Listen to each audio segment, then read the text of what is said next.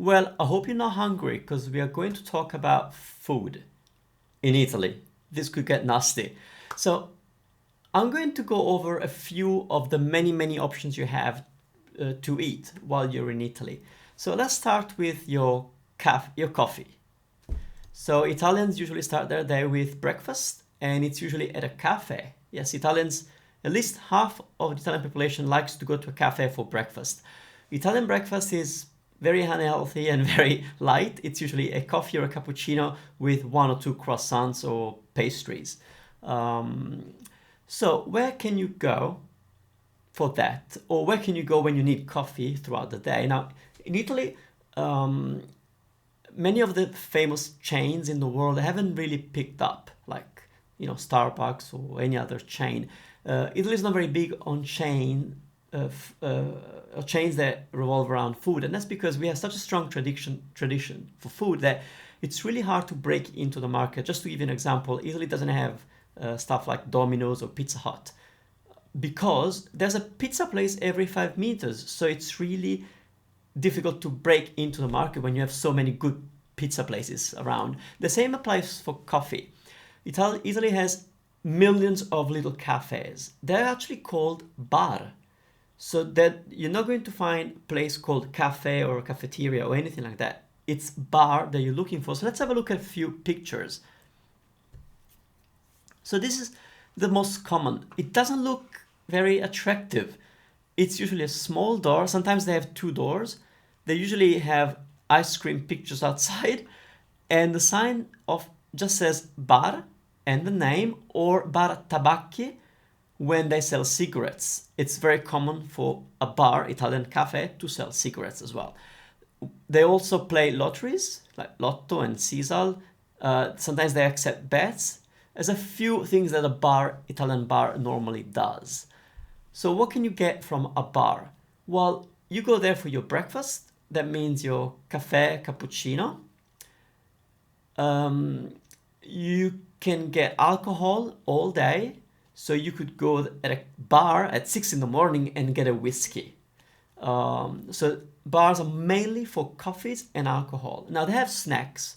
Depending on the size of the bar, you might be able to find, sandwiches and panini or focaccia, little pizzas.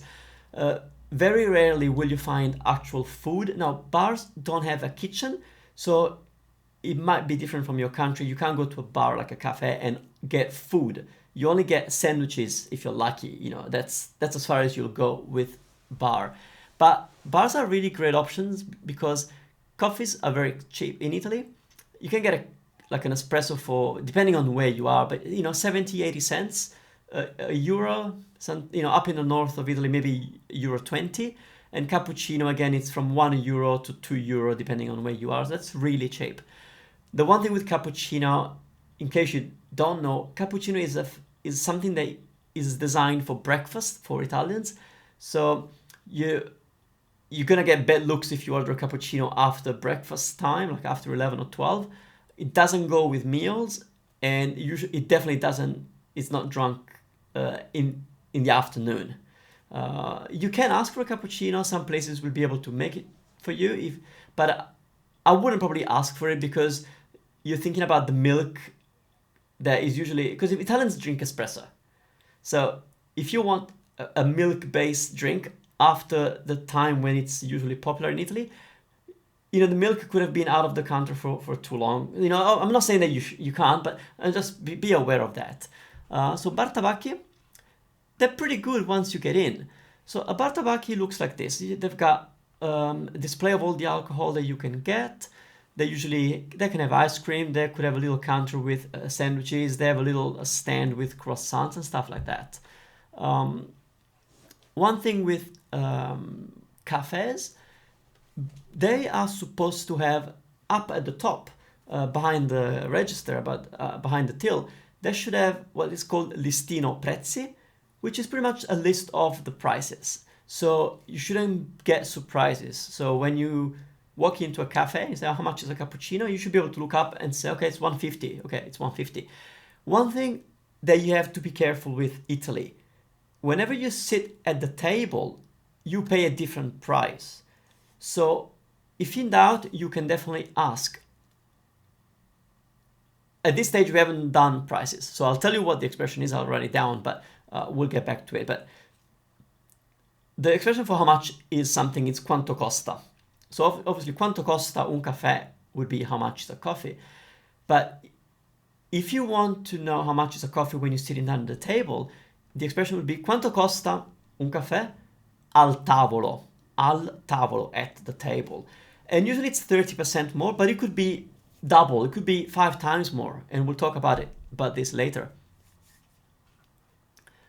So, going on, that's still the inside of a typical bar tabacchi. That's where they make coffees. There's usually 2 or 3 small round tables. It's not for big crowds. It's really for you and your couple of friends to sit down and drink your coffee. And here is where you would play your lotteries. Now, when you come into a place like this, and there's so many, and they're the most affordable option to get something to eat or drink quickly, something small to eat. These tables here, they could be free. So if you'll have to judge by the presentation of the place. If it's just like this one that you see in this picture, chances are you can definitely get your coffee and sit down, but you're always safe to ask if there's a different price. Now, if you walk into a fancier bar, then you can expect to have different prices for tables. And that's still another bar tabacchi. Now, of course, then you've got this. This is everybody's dream, to go to Piazza San Marco in Venice and sit down and have coffee there.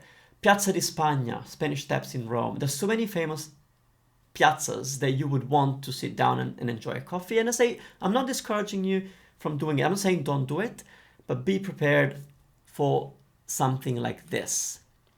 That's your typical docket for somebody who's having coffee at Piazza San Marco. Just remember, a coffee is usually 80 cents to €1. When we look at this docket here, it says 7 times €6 for a total of €42 for supplemento musica. That's because there's a band there where you're paying for that. Okay, so that's €42 just because you sat down with 6 people and there was music playing. 4 coffees, each coffee is €6, so that's 6 times more expensive than your average coffee. And so you're spending €24 for coffee. Now, correzione nazionale, that means that one of the coffee had alcohol in it. That's an extra $5. A Jägermeister, which is like a bitter kind of alcohol liqueur, that's $10 each.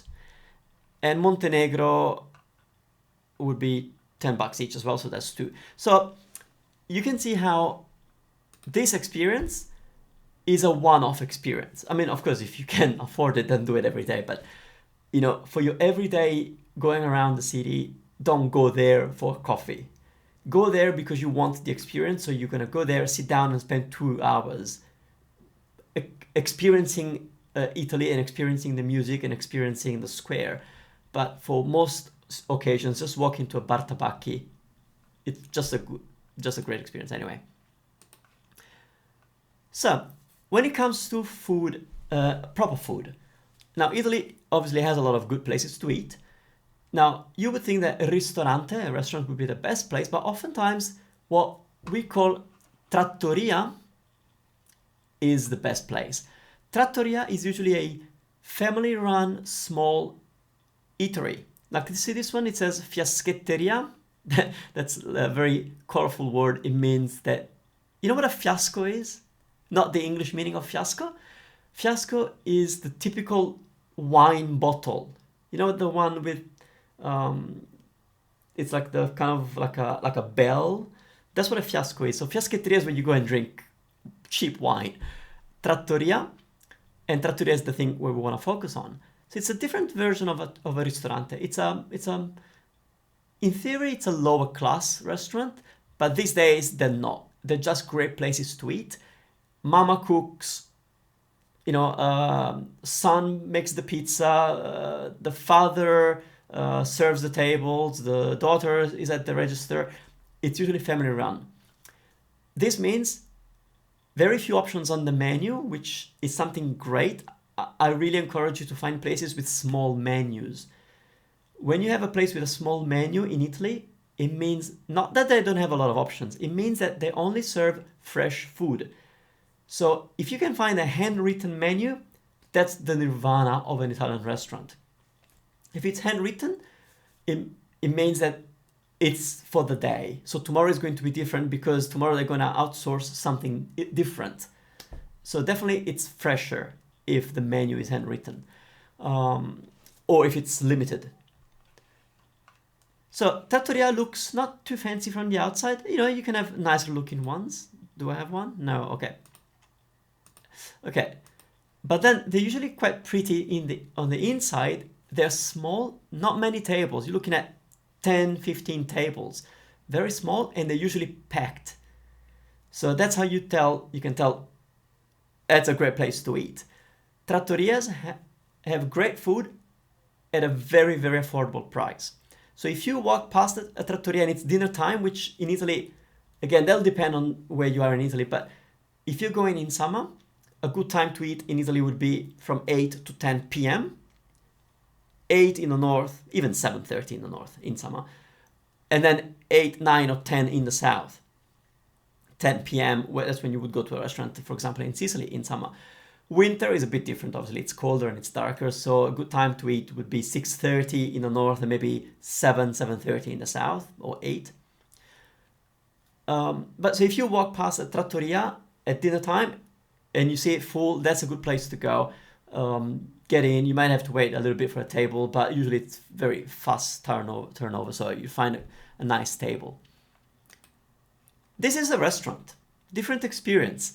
They're large, and they look more probably like a restaurant that you've seen elsewhere. They can be good. I'm not saying that restaurants are not good quality food, but the prices are higher, and often the food is not as good as in a trattoria. Of course, there are exceptions, and probably you have a good guidebook that tells you where to go in the city that you're visiting. But overall, as a guideline, I think trattoria serves better food at a better price. See, you know, that's another restaurant. This is quite pretty. So again, I think I'm going back to the advice that I had for you regarding coffee. For everyday feed me or everyday coffee or hit me, I would go to a bar tabacchi, and for everyday food, I would go to a trattoria. You know, on a special occasion, if you're wanting to experience something amazing, you want to eat in Piazza di Spagna, you want to eat in Piazza San Marco, you want to have a fancy dinner, then go to a nice restaurant, find the best one, and be happy to pay the bill and enjoy the experience. Now, if you're driving, Italy has these things. They're called autogrill. Autogrill, and they on the motorway, the highway. Most often they're like that because whichever direction you're driving, you'll be able to stop, fill your tank, and then walk up to the restaurant. So this restaurant serves both sides of the road, which is quite smart, I think. Now, autogrill, of course, is a little bit pricier because it's on the motorway.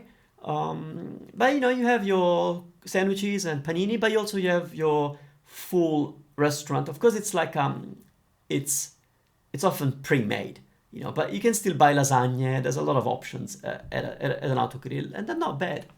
And then they have a little shop where you can buy the typical food from that region. I love autogrill. When I'm driving in Italy, I stop at an autogrill. Even if it's only a 3-hour drive, I have to stop anyway. So what's next? Now, of course, during the day, you might get hungry. Well, there's a few places that I suggest you check out. One is something that Italians call forno in the south and panetteria in the north. It's a bakery, but it's an Italian style bakery, which means, of course, you're going to find your bread. So many types of bread. Pretty good bread. A little warning, and it's going to give away that I don't like this, but if you're in Tuscany, bread doesn't have salt.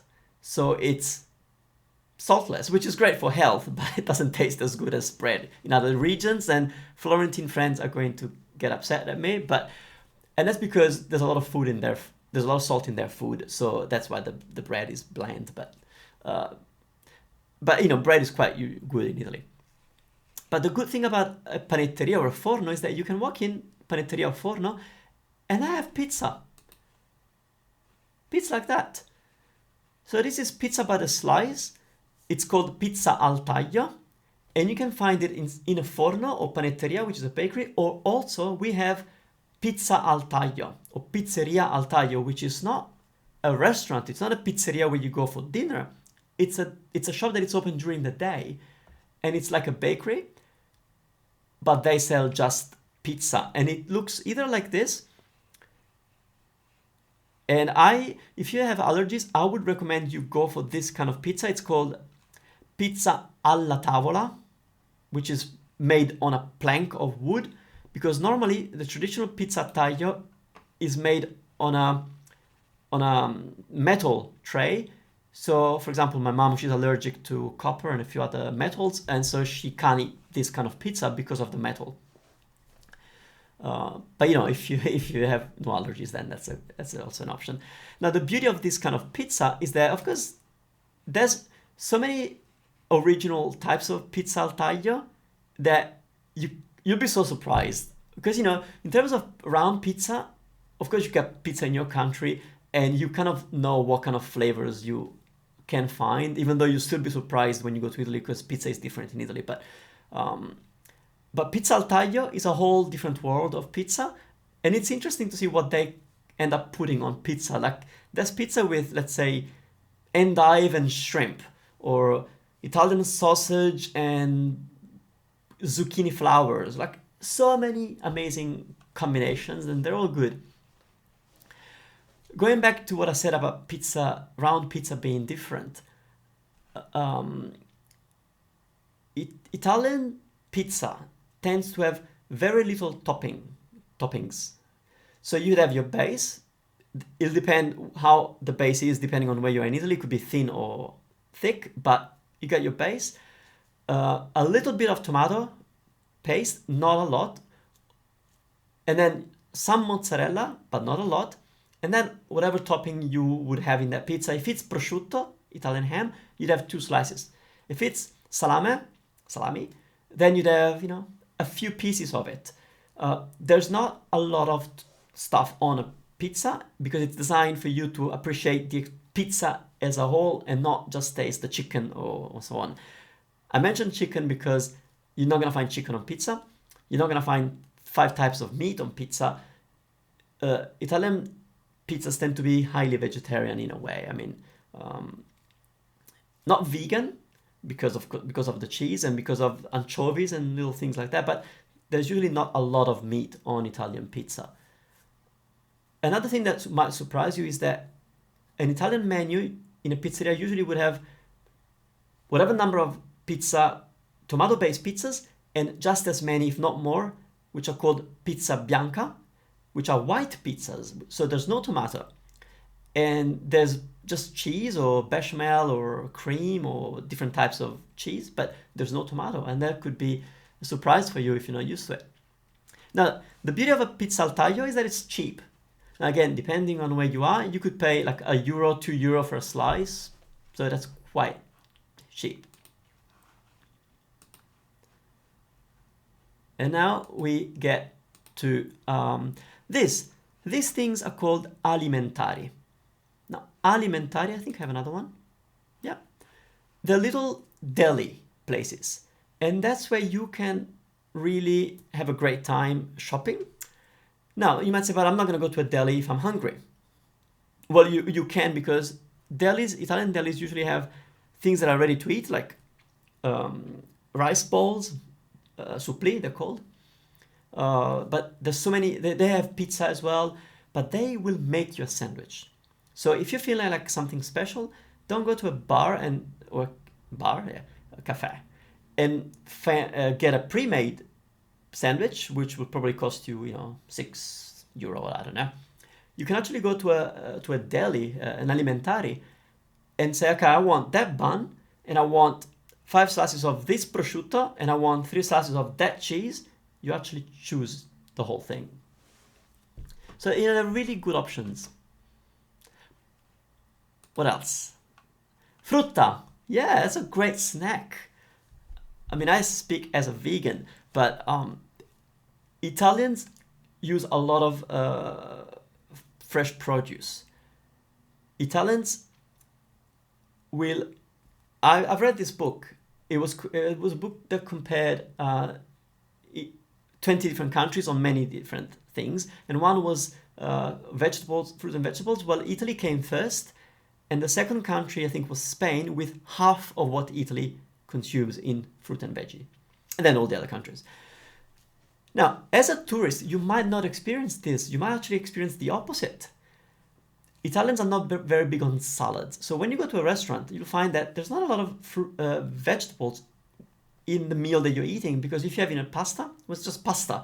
You're having a steak, just steak. You're having fish, it's just fish. So there's not a lot of veggies as a tourist. But that's because Italians love to cook, and they cook every meal. They prepare breakfast, lunch, and dinner in most cases. So as a tourist, if you have an apartment, then you might do some cooking, or you have to implement, to complement your vegetable and fruit intake by going to a frutteria. And frutterias are pretty. They have a lot of fruit outside, and then you would walk in and it'd look like that. And depending on the frutteria, you may be able to serve yourself or ask for help. That really changes depending on the business. Prices are amazing. Again, the north is more expensive and the south is cheaper, but if you go to a market or a frutteria, most things will cost €1 a kilo. You know, some exceptions obviously, but so moving on. You have these things that are called rosticceria.